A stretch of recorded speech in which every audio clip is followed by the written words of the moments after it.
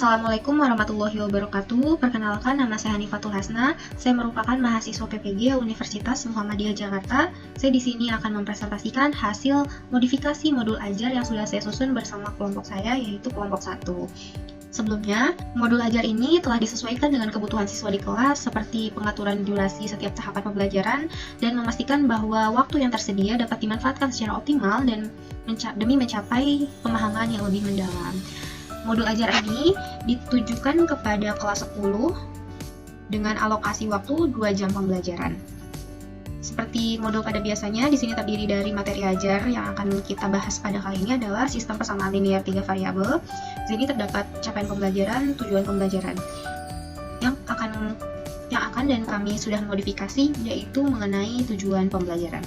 Tujuan pembelajaran di sini kami modifikasi yaitu pada pertemuan awal dengan poin nomor 1 dan 2, kami fokus berikan pada pengenalan konsep dengan materi yang lebih relevan dan aktivitas yang menggugah minat siswa. Kemudian pada pertemuan selanjutnya yaitu pertemuan 2 dan 3 yang mencakup poin 3 sampai poin 6.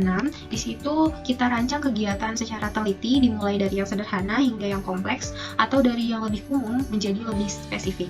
Konsep-konsep yang disajikan dalam modul ajar ini telah disederhanakan tanpa mengurangi substansi inti sehingga dapat memudahkan siswa dalam memahami materi pembelajaran, khususnya materi sistem persamaan linear 3 variabel. Selanjutnya, model atau metode pembelajaran yang digunakan pada modul ini adalah problem-based learning dengan metode pembelajaran yaitu diskusi kelompok, tanya jawab, dan penugasan, dan menggunakan pendekatan saintifik.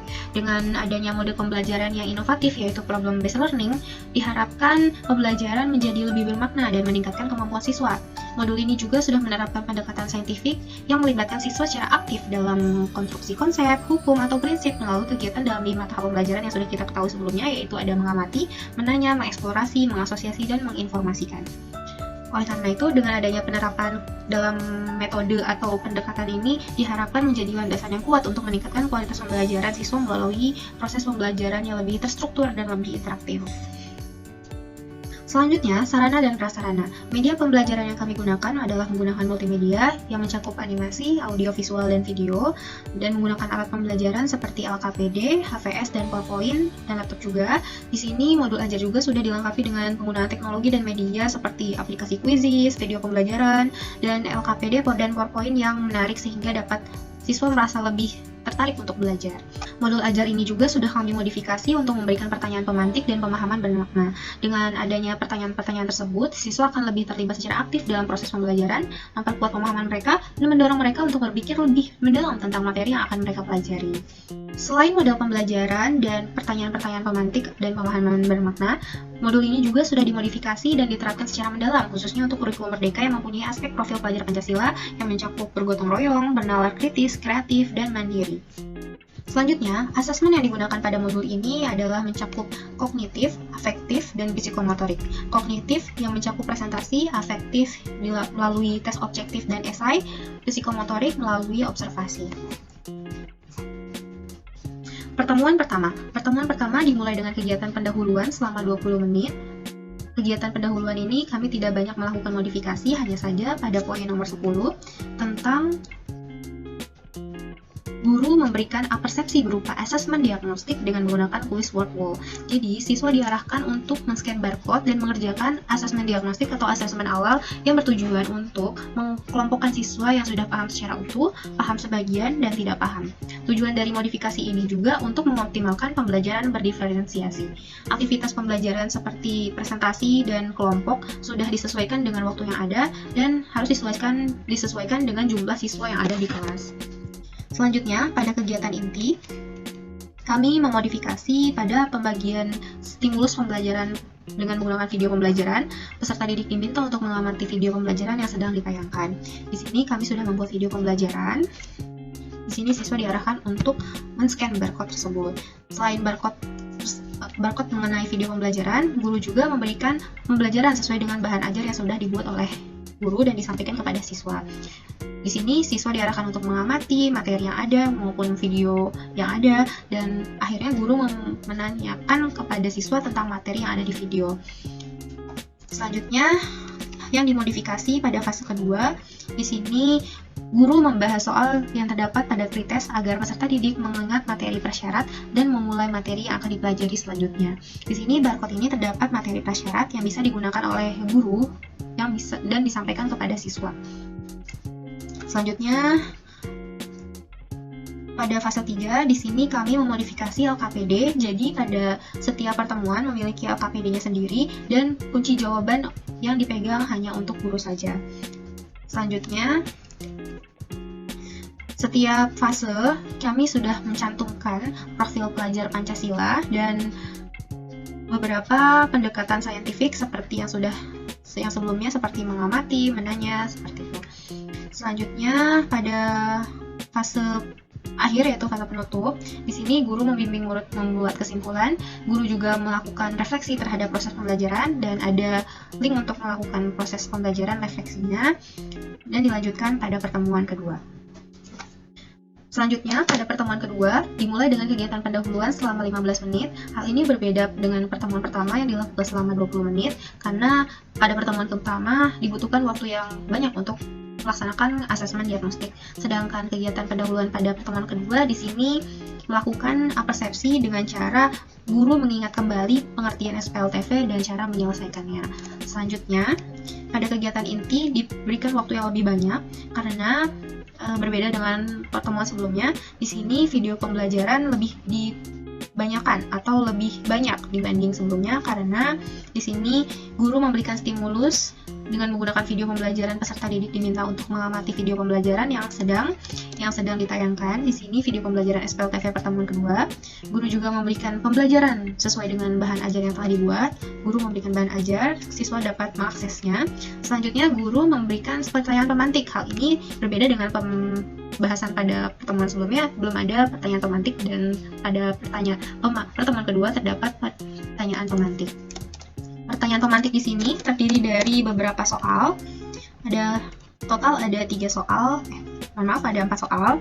Selanjutnya, di sini peserta didik mengamati permasalahan yang ada, guru bertanya mengenai permasalahan, guru memberikan kesempatan peserta didik untuk bertanya, dan selanjutnya. Yang dimodifikasi selanjutnya adalah pada fase 3. Di sini secara berkelompok peserta didik berdiskusi mengerjakan LKPD. Di sini siswa dapat mengakses LKPD sesuai dengan pertemuan yang ada. Di sini juga sudah terdapat pegangan guru atau kunci jawaban LKPD sesuai dengan pertemuan yang ada. Dan peserta didik juga mencari informasi yang relevan pada buku paket atau referensi lain.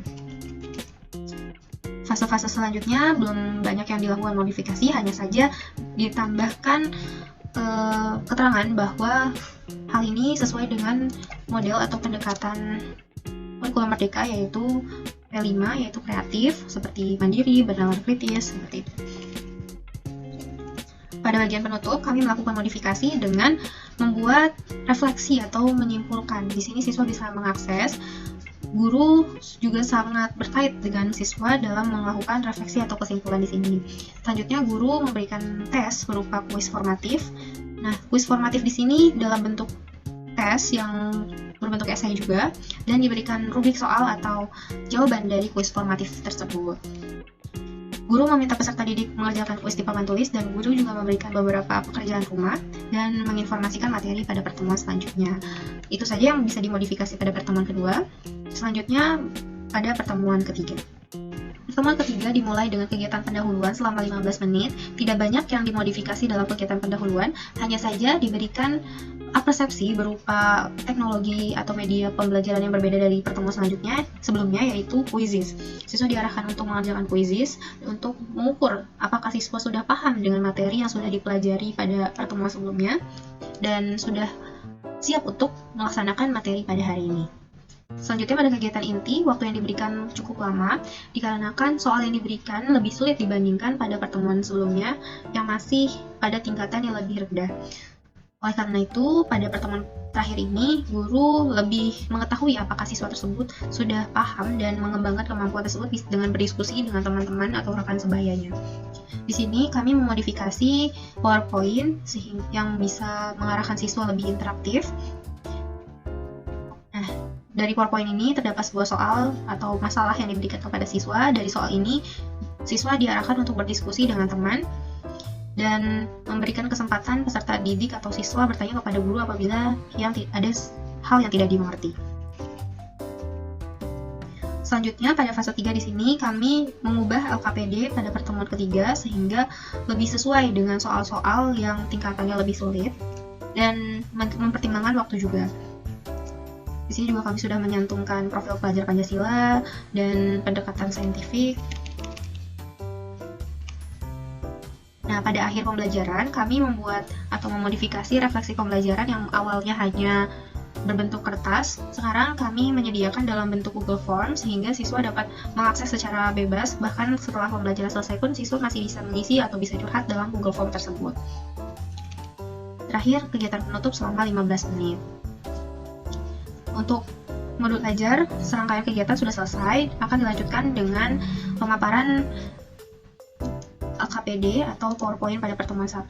Ini sudah selesai, mencantumkan tujuan pembelajaran, pertanyaan pemantik, dan materi yang akan dipelajari.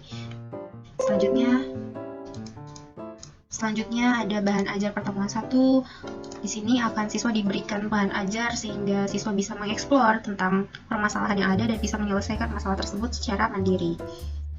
Di sini ada LKPD dan kunci jawabannya dan tes formatif. Di sini ada rubrik penilaian tes formatif. Kami sudah mengatur rubrik penilaian sesuai dengan pedoman perskoran yang sesuai dengan modifikasi sebelumnya.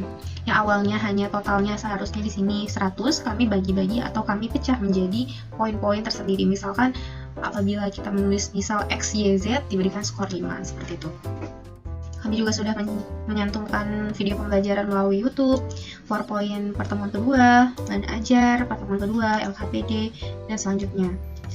Selanjutnya yang terakhir ada rancangan penilaian LKPD. Pada rancangan atau asesmen penilaian, di sini penilaian kognitif yang mencakup dengan penilaian LKPD. Di sini kami sudah menuliskan aspek penilaian, nilai akhir dan total skornya. Di sini juga kami sudah mencantumkan kriteria atau rubrik penilaian LKPD. Selanjutnya, di sini ada keterangan apabila A itu baik sekali dengan rentang nilainya sampai D atau kurang dari 75. Itu dikatakan kurang. Selanjutnya ada penilaian afektif. Di sini ada lembar penilaian sikap yang sudah sesuai dengan profil pelajar Pancasila, yaitu bergotong royong, bernalar kritis, mandiri, dan kreatif. Sama, di sini juga sudah ada rubrik penilaiannya. Terakhir ada penilaian psikomotorik. Penilaian psikomotorik di sini kami menilai dari rancangan penilaian presentasi. Di sini dibagi menjadi percaya diri, bertanya dan berpendapat, menjawab pertanyaan, dan mempunyai rubrik penilaian presentasi. Memodifikasi bahan ajar memiliki banyak manfaat yang signifikan dalam meningkatkan efektivitas pembelajaran. Modifikasi yang baik diharapkan dapat meningkatkan pemahaman siswa terhadap materi pembelajaran, memotivasi mereka untuk terus belajar, serta memungkinkan penyesuaian pembelajaran yang sesuai dengan kebutuhan siswa. Oleh karena itu, penting bagi guru untuk terus mempertimbangkan modifikasi bahan ajar sebagai strategi dalam menciptakan lingkungan pembelajaran yang inklusif, efektif, dan mendukung perkembangan siswa secara menyeluruh. Sekian penyampaian dari saya, kurang dan lebihnya mohon dimaafkan. Terima kasih. Wassalamualaikum warahmatullahi wabarakatuh.